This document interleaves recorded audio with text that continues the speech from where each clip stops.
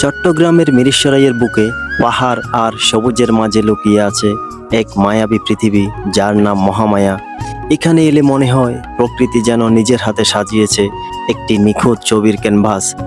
এক পাশে সবুজ পাহাড়, অন্য পাশে নীল পানির বিশালতা, আর মাঝখান দিয়ে নৌকা চলে যায় নীরবতার বুক ছিঁড়ে।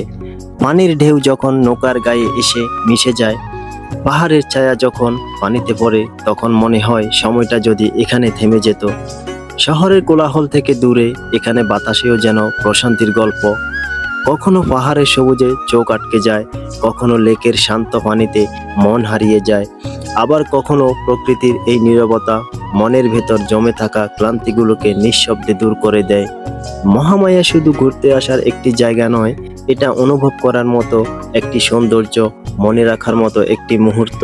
তাই জীবনের ব্যস্ততার মাঝে যদি একটু শান্তি খুঁজে থাকেন, যদি প্রকৃতির কাছে কিছুটা সময় হারিয়ে যেতে চান, তাহলে চলে আসুন মিরসরাইয়ের মহামায়ায়। কারণ কিছু জায়গা শুধু দেখা যায় না, হৃদয় দিয়ে অনুভব করতে হয়। মহামায়া নামেই যার মায়া, আর সেই মায়ায় একবার পড়লে ফিরে আসার পরও মনটা পড়ে থাকে এই পাহাড়, এই পানি আর সবুজের ঠিকানায়।